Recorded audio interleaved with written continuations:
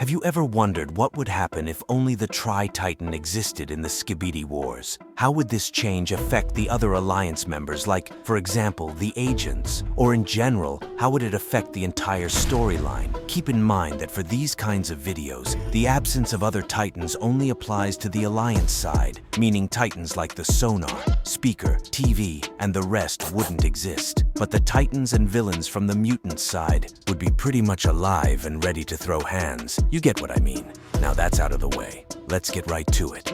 We all know how overpowered the Tri-Titan really is in the show, but he obviously still needed some help from the other Titans. Since they won't exist in this scenario, he alone would be left to take on the biggest threats and mutants in the entire show. Right from the very beginning, the other Titans were the ones holding off the mutants, like the G-Toilet and the other guys. But since they don't exist here, the mutants wouldn't face much of a resistance from the Alliance. So, automatically, the Skibidis would be on the winning side. Well, that's until episode 56, where the Tri-Titan would make his first appearance, because the Alliance had just managed to tame him, and he'd be ready for battle. Just like in the original, the Tri-Titan would take out countless waves of mutants effortlessly.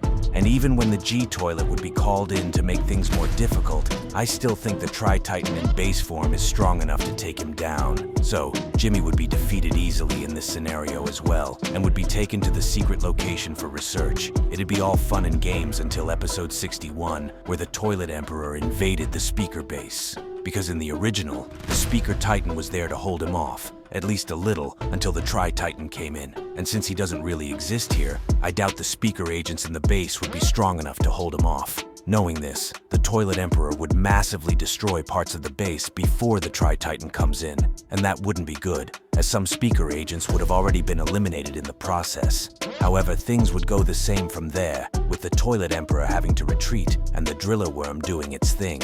The Phantom would also get to fight against some agents, but the change here would be with the TV Man Jr. she infected, because she won't really get her hands on him this time. But in episode 73, where all the agents and Tri-Titan would come together to fend off a large-scale attack, the Toilet Emperor would be present, as well as the Driller Worm and countless other mutants. Let's just say the Tri-Titan would get to do a lot of work here, as the agents don't really stand a chance. Him, together with his Tri-Drones and the agents, would fend them off simultaneously. But that's when the Toilet Emperor would decide he's had enough and calls in the mad scientist to think of a plan to destroy the Tri-Titan for good, as he's the only Titan they can focus on for now. While all this is going on, the Necromancer would make his grand appearance and start infecting every single agent he could get his hands on, and that would greatly affect the Alliance. Also, that would be the first time we get to see the Plunger TV Man in action, as he holds his own against the Necromancer. The Tri-Soldiers would also come in as usual and would start taking out the infected agents. One major change here would be on the Necromancer, as he wouldn't get a new body from TV Man Jr., just like the Phantom, because the TV doesn't really exist in this scenario. Then the Alliance forms an alliance with the Sonar race, and, of course, there's no Sonar Titan to lend a hand, which also means he won't get infected and cause any trouble. But the big trouble comes when the Emperor's plan finally kicks in. After much consideration, he would have come to the conclusion that it's not possible to destroy the Tri-Titan, so instead, he wants him on his side. This is why the Necromancer and Mad Scientist would be sent on two separate missions.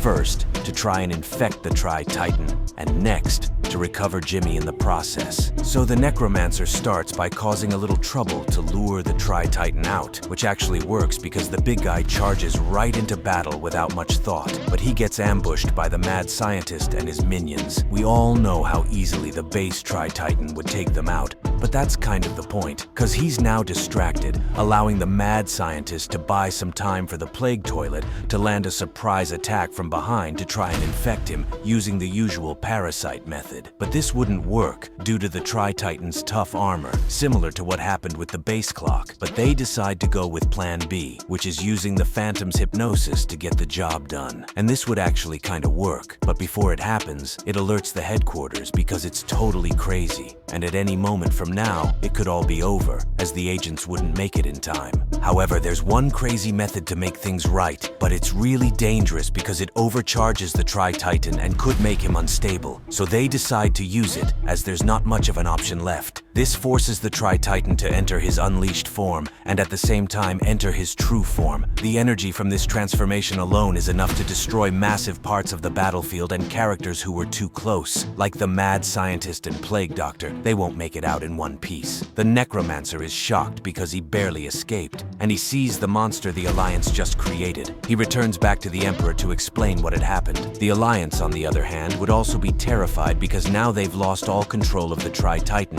and he's gone rogue with all that power. Nobody can predict what he'd do next, but things only get more interesting in the series. The Tri-Titan would join up with his Triadian friends. No, I'm not talking about just these two, I mean a full Triadian army. Then he'd explain what had happened, so they decide to give the Earth payback by launching a full-scale invasion. Not only did the Alliance lose their only Titan in the war, but they now brought a massive threat back to Earth. While this is going on, all the agents would be getting their final upgrades, since they're the last line of defense. The exile on the computer race would be revoked, as there's not much of an option now. Everyone would be on edge, including the headquarters, who would then request a ceasefire from the mutants so they could handle the bigger threat at hand. After a little consideration from the Emperor, he would accept and decide to work together and share resources to protect the Earth, but on one condition: they want Jimmy back. And the Alliance willingly agrees. It would be around this time when the Sonar Man and the large agents would come together to join the fight, while the Necromancer and Phantom would prepare their army for war. Now, we haven't really seen what an army of Triadians could do, but with only two, the Earth was really under some pressure. So, I'm gonna take a wild guess here. The Earth, together with the Alliance, would be totally screwed. Either way,